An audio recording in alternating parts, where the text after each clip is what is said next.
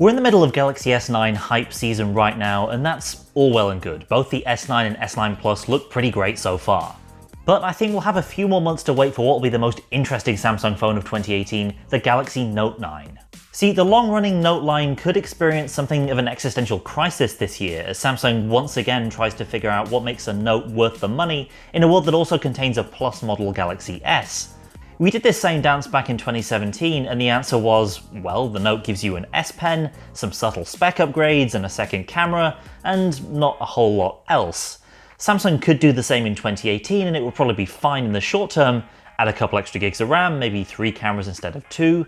But in the long term, this isn't really sustainable, and I think Samsung would do better to take a step back and do something radically different with the next Note. So here are the top 5 things that I want to see in the Galaxy Note 9.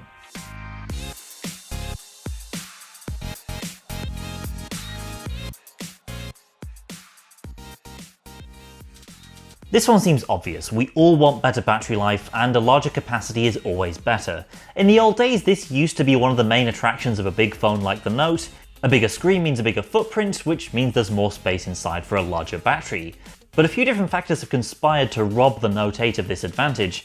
First, in the wake of the Note 7 fiasco, Samsung is still playing it safe with battery sizes in its phones. As many of the teardowns reveal, there's plenty of space around the cell, as Samsung employs an abundance of caution to avoid any explosive mishaps this time around. The other problem is something unique to the Note. Internal space that might otherwise go towards fitting in a bigger battery is occupied by the S Pen. That means when you compare two otherwise near identical phones like the S8 Plus and Note 8, of course the Note has to make do with a smaller battery. There's no easy answer here so long as the Galaxy Note and Galaxy S lines stay so similar. It's a problem in need of a radical solution, so this might sound a bit crazy, but stick with me here. Sure, the 18 or 18.5:9 aspect ratio is the new hotness right now, but going back to 16:9 would solve a few problems for the Note. Not only would the more traditional widescreen aspect work better for media consumption, it'd free up horizontal space inside the phone for a bigger battery, and very clearly differentiate the Note line from the Galaxy S line in terms of its appearance. Remember, a shorter screen doesn't have to mean gratuitous over-the-top bezels. The Huawei Mate 10, the regular version, not the Pro, uses a 6-inch 16:9 panel with almost non-existent side bezels and barely any forehead or chin to be seen either. And overall, the Mate 10 works pretty well. It's not a one-handed phone by any means, but then neither is the absurdly tall Note 8. Samsung isn't expected to change its adaptive fast charging tech at all in the Galaxy S9, which would make it the 5th generation of Samsung phones to use this rebadged version of Qualcomm Quick Charge 2. Instead, the company has emphasized wireless charging over fast wired charging in many of its recent products. And once again, the long shadow cast by the Note 7 probably has something to do with Samsung's reluctance to go too crazy with anything battery related. But on the other hand, competitors like OnePlus, Huawei and Honor are eating Samsung's lunch here with super fast wired charging speeds through their Dash Charge and Supercharge features. And hey, guess what? They're doing it safely, without anything catching on fire or overheating. There's really no reason why Samsung, with all the technology at its disposal, can't do the same.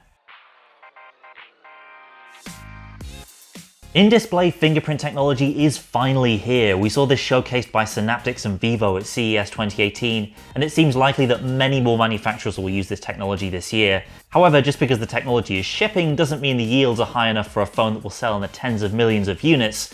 Also, as we saw at CES, this particular in-display sensor, which is optical, is a good deal slower than traditional fingerprint sensors used in current Android phones, unlocking in 0.7 seconds in the Vivo test device we used. Still, I'm hopeful Samsung can solve both issues in time for a next-gen Note launch. Notes generally ship in smaller numbers than Galaxy S phones, so the supply demands wouldn't be quite as high, plus any future Note would ship with a processor much faster than the Snapdragon 630 used in Vivo's phone, which should help with those unlock times.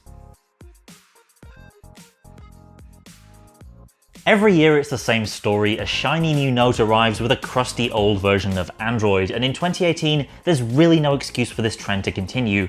Project Treble exists, and Google has gone out of its way to structure Android in a way that lets phone makers ship the new OS right away.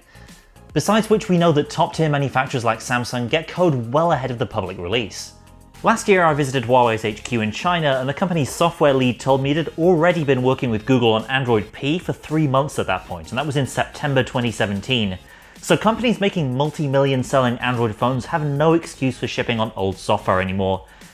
Anyway, that's my wish list for the Samsung Galaxy Note 9. Be sure to share your own down in the comments and subscribe so you don't miss all the Android goodness coming in 2018. Thanks for watching, and I'll see you next time.